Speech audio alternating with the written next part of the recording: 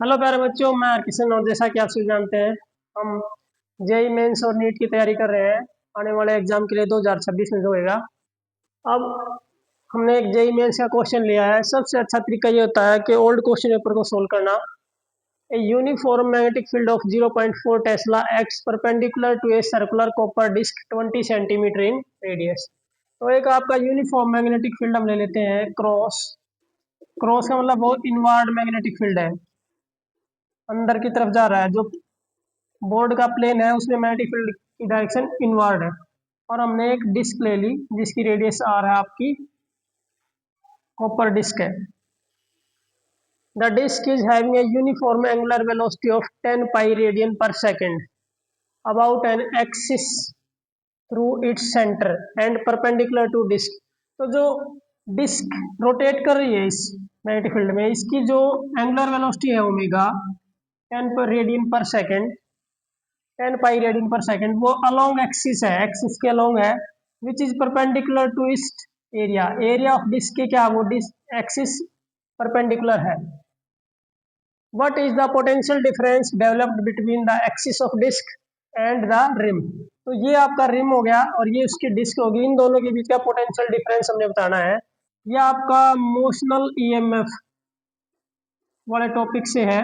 और इस तरह की जो आपकी डिस्क होती है जिसमें पोटेंशियल डिफरेंस एक तरह की बैटरी ये बन जाती है, इसे हम यूनिपोलर जनरेटर भी बोल देते हैं, या फेराडे डिस्क इसको हम नाम देते हैं, फेराडे डिस्क यूनिपोलर जनरेटर। तो इसमें जो इंड्यूस्ड ईएमएफ का फॉर्मूला होता है हमारा, वो होता है half B omega R square, जिसमें इसको हम बी से नोट कर रहे हैं, जिसमें बी आपका magnetic field, omega angular velocity और आर है इसकी रेडियस। अब जैसे हम डायरेक्ट निकालें तो हाफ बी की वैल्यू है 0.4, ओमेगा हमारा है 10 पाई आर स्क्वेयर की अगर हम बात करें तो रेडियस 20 सेंटीमीटर है। मीटर में कन्वर्ट करेंगे तो 20/100 करेंगे। 20/100 कैंसिल हो गए, 0.2 आ गया आपके पास। इसका अगर हम 0.2 का हम स्क्वेयर करेंगे तो 0.04 मीटर स्क्वेयर। अब जैसे हम इस डेसिमल को हटाएं तो हमारे डिवाइड में 10 आएगा, 10 से 10 क्या हो गया, कैंसल। अब हमारे पास आ गया 1/2 इंटू 4 को इस 4 से मल्टीप्लाई करें तो 0.16 पाई। पाई की वैल्यू होती है हमारी 3.14। इसको अगर हम सोल्व करें तो ये हमारे पास आ गया 0.08।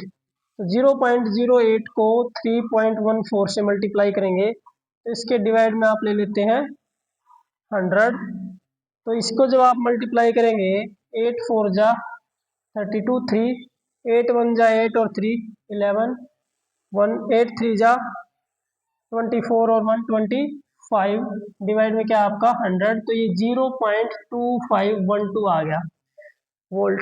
तो जैसे इसका ऑप्शन सी करेक्ट आ गया, ये हमारे पास इसका आंसर आ गया। बट ये फॉर्मूला कहाँ से आया आपका, ये बड़ा फॉर्मूला। तो इसको हम कैसे सोल्व कर सकते हैं, देखो जब ये ऐसे घूमती है तो ये एरिया कवर करती है। तो मान लेते हैं हम इस स्मॉल एरिया, इसमें एंगल थीटा है, तो इसकी एंगुलर वेलोसिटी जो होगी वो D theta by D T होगी।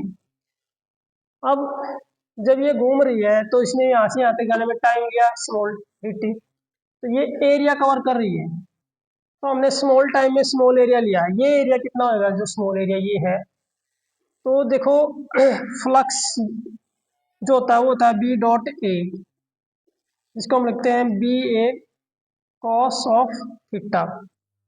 एरिया वेक्टर और मैग्नेटिक फील्ड, अगर हम एरिया वेक्टर अंदर की तरफ लेते हैं तो वो पैरेलल होगा cos 0 1, बाहर की तरफ लेंगे तो थीटा आपका 180 हो गया। cos 0 पे 1 होता है, cos 180 पे -1 होता है।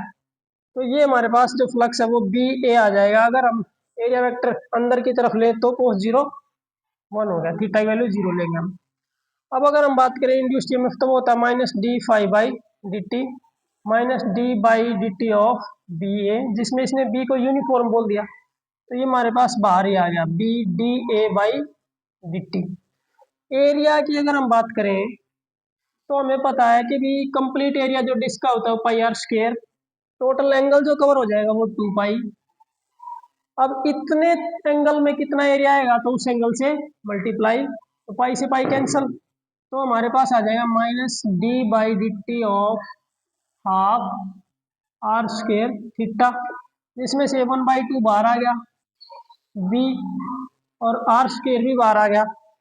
d/dt ऑफ थीटा रह जाएगा हमारे पास d थीटा बाई dt, जो क्या होता है ओमेगा, तो -12 b ओमेगा आर स्क्वायर, ये हमारा फॉर्मूला होता है मोशनल ईएमएफ का सर्कुलर डिस्क के केस में। तो यहाँ से आता है ये माइनस साइन, ये इंड्यूस्ड ईएमएफ होता है, ये डायरेक्शन के लिए हम देते हैं। Thank you, have a nice day.